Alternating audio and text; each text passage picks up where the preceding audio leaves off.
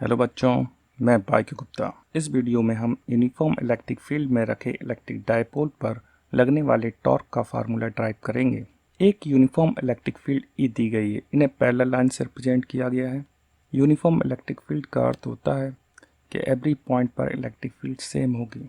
इस uniform electric field में एक इलेक्ट्रिक डायपोल रखा हुआ है। यह डायपोल -q + q चार्ज से मिलकर बना है। इस डायपोल में दोनों चार्जेस -q + q चार्ज के बीच की डिस्टेंस 2a है। यह इलेक्ट्रिक डायपोल जिसकी डायरेक्शन नेगेटिव टू पॉजिटिव है, यह यूनिफॉर्म इलेक्ट्रिक फील्ड से थीटा एंगल पर रखा है। अब देखिए, यह एंगल थीटा है तो यह एंगल भी थीटा होगा। अल्टरनेट एंगल हैं दोनों। हम जानते हैं किसी भी इलेक्ट्रिक फील्ड में इलेक्ट्रिक फील्ड लाइन जहाँ से जनरेट होती हैं वहाँ पर हम पॉजिटिव चार्ज मानते हैं। तो यहाँ से फील्ड लाइंस जनरेट होकर इधर की तरफ जा रही हैं तो यहाँ पर पॉजिटिव चार्ज लेंगे, और जहाँ एरो है जिस तरफ फील्ड लाइंस जा रही हैं वहाँ पर हम नेगेटिव चार्ज लेंगे। अब देखिए, यह चार्ज पॉजिटिव है, यहाँ पर भी पॉजिटिव है। पॉजिटिव पॉजिटिव एक दूसरे को रिपेल करेगा तो +q पर लगने वाला फोर्स +qE होगा। इसकी डायरेक्शन इलेक्ट्रिक फील्ड की डायरेक्शन होगी। देखिए, यह प्लस चार्ज -q को अपनी तरफ अट्रैक्ट करेगा तो -q पे लगने वाला फोर्स -qE होगा। इसकी डायरेक्शन इलेक्ट्रिक फील्ड की डायरेक्शन के अपोजिट होगी। देखिए, +q चार्ज पर लगने वाले फोर्स की लाइन को हमने बैक साइड में इंक्रीज किया और ए पॉइंट पर इलेक्ट्रिक फील्ड लाइंस के परपेंडिकुलर लाइन ड्रॉ की। राइट एंगल ट्रायंगल ANB यह जनरेट हुआ। इस इलेक्ट्रिक डायपोल का यूनिफॉर्म इलेक्ट्रिक फील्ड से एंगल थीटा है तो एंगल NBA यह एंगल भी थीटा होगा। अल्टरनेट एंगल हैं दोनों। बी पॉइंट पर +q चार्ज पर लगने वाला फोर्स हो जाएगा Q × E, क्योंकि हम जानते हैं इलेक्ट्रिक फील्ड का फार्मूला होता है E = F/Q, तो F = हो जाएगा Q × E। इसकी डायरेक्शन अलोंग E हो जाएगी, यानी वही जो इलेक्ट्रिक फील्ड की है। अब -q चार्ज पर लगने वाला फोर्स, यह चार्ज माइनस है, नेगेटिव चार्ज है। तो देखिए, यह पॉजिटिव है, यह नेगेटिव है, तो इन दोनों के बीच अट्रैक्शन होगा तो इस पर भी फोर्स लगेगा -qE। तो यहाँ पर हम देख रहे हैं दोनों फोर्स +q चार्ज पे लग रहा है, -q चार्ज पे लग रहा है। दोनों फोर्स मैग्नीट्यूड में इक्वल हैं, QE है, यहाँ पर भी QE है, लेकिन डायरेक्शन में अपोजिट है। तो इससे यह इलेक्ट्रिक डायपोल अपनी सेंटर एक्सिस के अबाउट रोटेट करेगा। इससे पहले हम इलेक्ट्रिक डायपोल पर लगने वाले फोर्स का कॉन्सेप्ट समझेंगे। यहाँ पर देखिए, एक रॉड है। रॉड पर एक फोर्स राइट डायरेक्शन में लग रहा है, इसी पर एक फोर्स लेफ्ट डायरेक्शन में लग रहा है। दोनों फोर्स मैग्नीट्यूड में इक्वल है, F है। तो दोनों फोर्स एक दूसरे को कैंसिल कर देंगे, नेट फोर्स 0 हो जाएगा और यह रॉड मूव नहीं करेगी। यहाँ पर फोर्स की लाइन ऑफ एक्शन सेम है। जब भी किसी ऑब्जेक्ट की किसी भी पॉइंट पर same equal and opposite force same line of action पे लगते हैं तो वो फोर्स एक दूसरे को कैंसिल करते हैं। यहाँ पर हमने एक दूसरी रॉड ली हुई है। अब देखिए, ऊपर वाले एंड पर फोर्स राइट डायरेक्शन में F लग रहा है, नीचे वाले एंड पर लेफ्ट डायरेक्शन में फोर्स F लग रहा है। तो ये दोनों फोर्स इक्वल है अपोजिट डायरेक्शन में, तो नेट फोर्स तो 0 होगा, लेकिन दोनों फोर्स के इफेक्ट से यह ऑब्जेक्ट रॉड सेंटर एक्सिस के अबाउट रोटेट करेगी। सिमिलर यहाँ पर भी इलेक्ट्रिक डायपोल है। इलेक्ट्रिक डायपोल पर 2 इक्वल एंड अपोजिट फोर्स लग रहे हैं। एक बी पॉइंट पर QE राइट डायरेक्शन में, ए पॉइंट पर -QE लेफ्ट डायरेक्शन में, दोनों इक्वल अपोजिट हैं तो नेट फोर्स तो 0 होगा, लेकिन ये forces different line of action पर है, यानी इन दोनों पर जो फोर्स लग रहा है वो अलग अलग लाइन पर लग रहा है। तो दोनों फोर्स एक टॉर्क जनरेट करेंगे जिससे ये डायपोल सेंटर एक्सिस O के अबाउट रोटेट होगा। चलिए अब वापस उसी पॉइंट पर आते हैं। तो इलेक्ट्रिक डायपोल फोर्स QE, यहाँ पर -QE, different line of action. Same line of action होता तो नेट फोर्स 0 होता, कोई टॉर्क नहीं लगता। डिफरेंट लाइन ऑफ एक्शन है तो नेट फोर्स 0 है, लेकिन ऑब्जेक्ट पर यानी यहाँ पर इलेक्ट्रिक डायपोल पर टॉर्क लगेगा और डायपोल सेंटर एक्सिस के अबाउट रोटेट करेगा। तो इस पर टॉर्क कितना लगेगा, तो ये हमने 11th में देखा था। टॉर्क का फार्मूला, टॉर्क इक्वल टू होता है either force multiply perpendicular distance between force. तो देखिए, आइदर फोर्स यानी दोनों फोर्स में एक फोर्स का मैग्नीट्यूड। फोर्स का मैग्नीट्यूड कितना है, QE, तो आइदर फोर्स की जगह लिखेंगे QE। Perpendicular distance between forces, तो देखिए यहाँ पर फोर्स QE है, यहाँ पर -QE है, तो इस QE को हमने बैक साइड में डॉटेड इंक्रीज किया, पॉइंट आया N, और यहाँ पर माइनस क्यू ई है, तो दोनों के बीच की परपेंडिकुलर डिस्टेंस कितनी हो जाएगी, ए एन। तो यहाँ पर perpendicular distance between two forces हो जाएगी ए एन।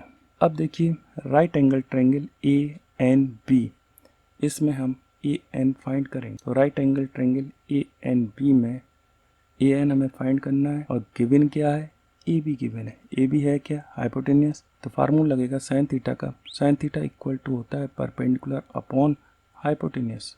तो हम लिखेंगे sine theta is equal to A N upon A B. तो देखिए ए एन परपेंडिकुलर है, ए बी हाइपोटेनियस है, तो A N is equal to हो जाएगा ए बी साइन थीटा। और ए बी की वैल्यू क्या है, ए बी की वैल्यू है 2a। इस 2a को यहाँ पर पुट कर देंगे तो A N is equal to 2a sine theta. तो इस ए एन की वैल्यू हम यहाँ पर पुट करेंगे तो टाउ इज इक्वल टू हो जाएगा क्यू ई, ए एन की वैल्यू पुट की 2a साइन थीटा, तो क्यू ई 2 साइन थीटा। अब देखिए इसको हम क्या लिख सकते हैं, इसको लिख सकते हैं क्यू इंटू 2a ई साइन थीटा, और q इंटू 2a इसको हम कहते हैं डाइपोल मूवमेंट। डाइपोल मूवमेंट को p से रिप्रेजेंट करते हैं, तो q इंटू 2a क्या, इसको क्या लिखेंगे, p e साइन थीटा। तो tau is equal to p e sine theta. तो यह इलेक्ट्रिक डाइपोल को यूनिफॉर्म इलेक्ट्रिक फील्ड में थीटा एंगल पर रखने पर उस पर लगने वाले टॉर्क का फार्मूला है p साइन थीटा। अब इसे हमें वेक्टर फॉर्म में लिखना है। तो देखिए ए बी साइन थीटा है, तो ए बी साइन थीटा को वेक्टर फॉर्म में लिखते हैं हम ए क्रॉस बी। तो यहाँ पर पी साइन थीटा है तो इसको वेक्टर फॉर्म में लिखेंगे पी क्रॉस ई। तो ध्यान रखिएगा आपको दोनों फार्मूले याद रखने हैं, tau equal to P sine theta, tau vector is equal to P vector cross E vector. कुछ पॉइंट्स हैं जिसे याद रखना है। पहला पॉइंट है, it may be pointed out that when dipole is placed in uniform electric field, it experienced only a torque. Net force on the dipole is 0।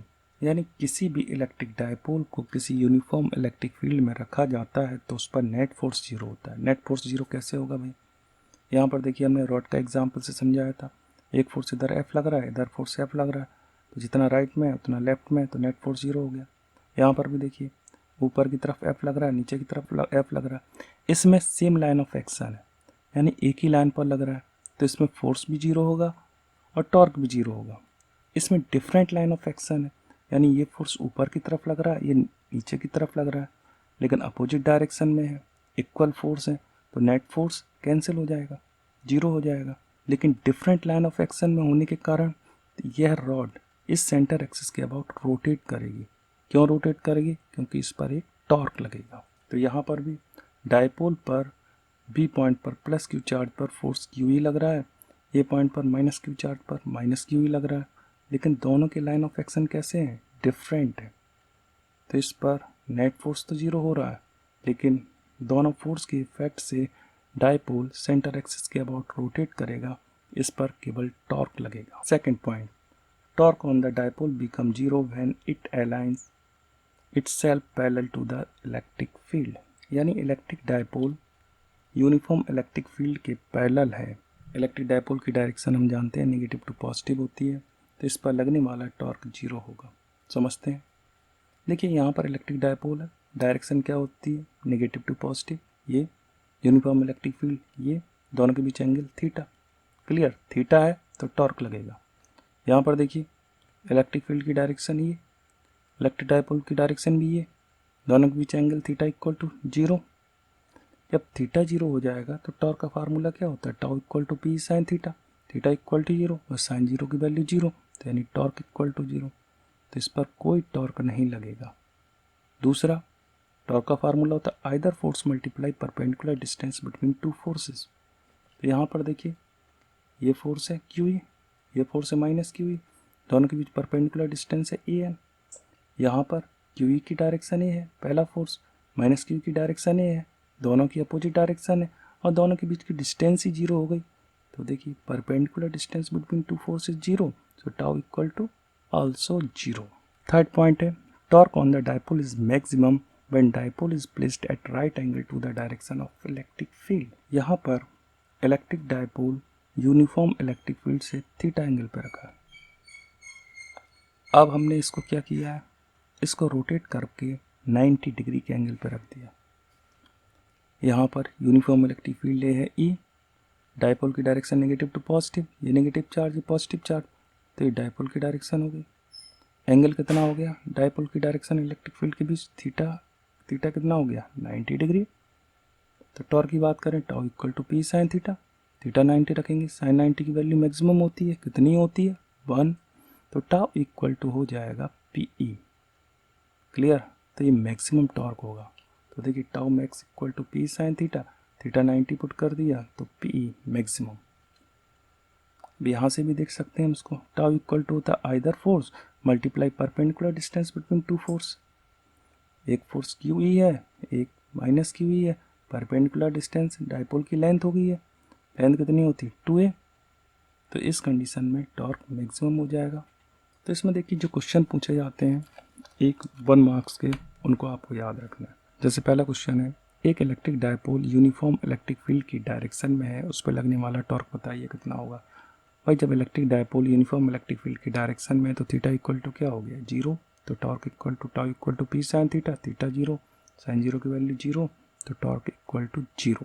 Second question, uniform electric field में electric dipole electric field से 90 degree के angle पर है, तो उस पर लगने वाला टॉर्क कितना होगा, tau equal to P sine theta, theta 90, तो tau equal to P E. तो इस समय टॉर्क मैक्सिमम होगा, पी ई के इक्वल होगा। नेक्स्ट वीडियो में हम एरिया वेक्टर के बारे में पढ़ेंगे। यदि आपको वीडियो पसंद आया हो तो हमारे चैनल को लाइक कीजिए, सब्सक्राइब कीजिए और अपने फ्रेंड्स को शेयर कीजिए।